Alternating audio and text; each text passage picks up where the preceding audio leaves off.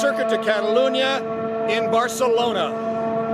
Motor spirit, the romance of motorsports and motoring, of personal excellence and international exclusivity.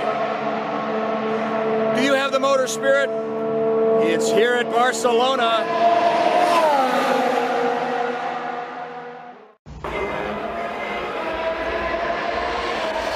The new Formula One season will be starting soon in Australia. Technically, the cars are not much different than last year. This year, the cars add a wastegate, just to make them louder.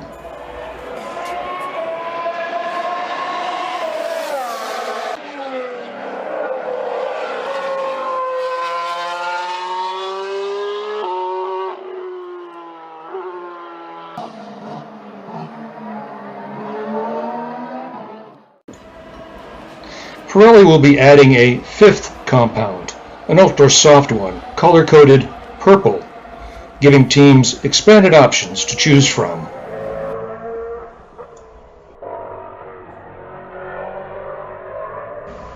And there is increased cockpit protection around the driver's head. The schedule has been expanded to 21 races, with the Baku-Azerbaijan race conveniently over Le Mans weekend, preventing any F1 driver from even thinking about racing at Le Mans. Nico Hülkenberg won't be able to defend his 2015 Le Mans win for Porsche. The message is, don't mess with Bernie Ecclestone, the Napoleon, the Emperor, the godfather of Formula One. But you have to give him points for protecting his product. But the product is being called into question. Talk is of the show, not the sport.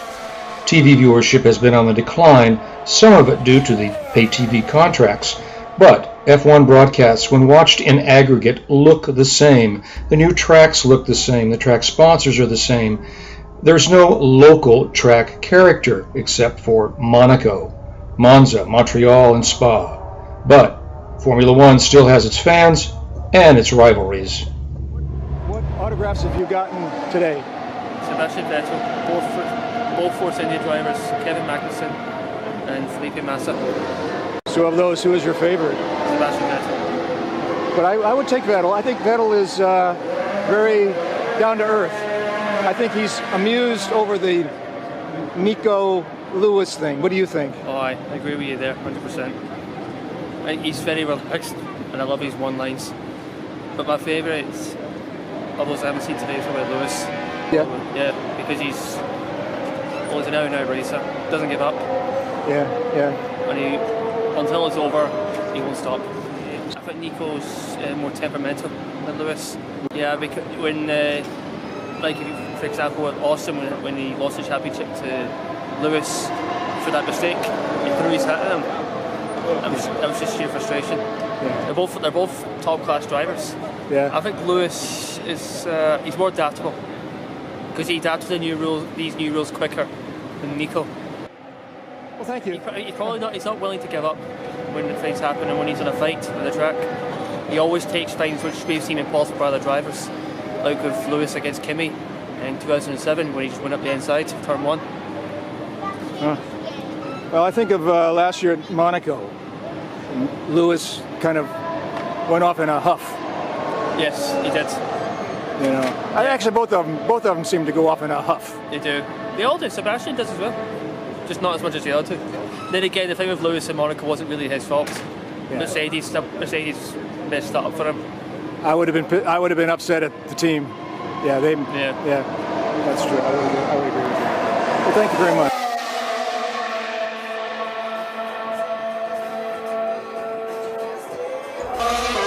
Rivalries give sport its drama, and Formula One is no different. Now it's Hamilton and Rosberg. There was Senna and Prost, Lauda and Hunt, Schumacher, Clark, and Fangio were in a class of their own. Forgotten is Tazio Nuvolari and Achille Varzi. Varzi came from a wealthy family in Milan. He was cool and aloof. He stayed at the best hotels, drank the best champagne. Beautiful women were around him. and he drove for the best teams, Alfa Romeo, Auto Union, Maserati, and Bugatti. He won Monaco, the Mille Amiga, and the Targa Florio twice.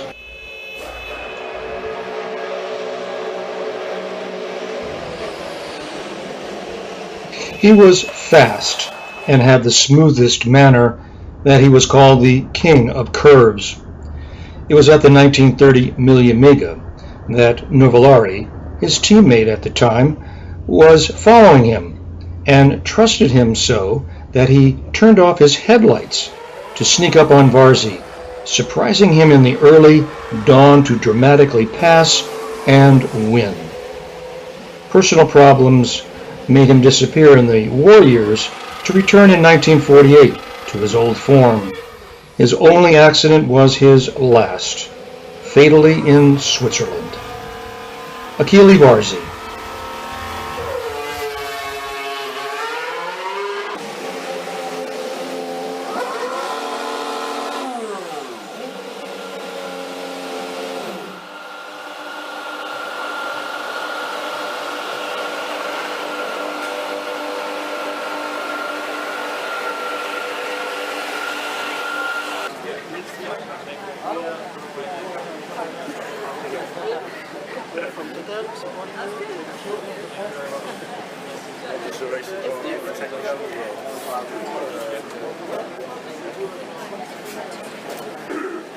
Right here, please.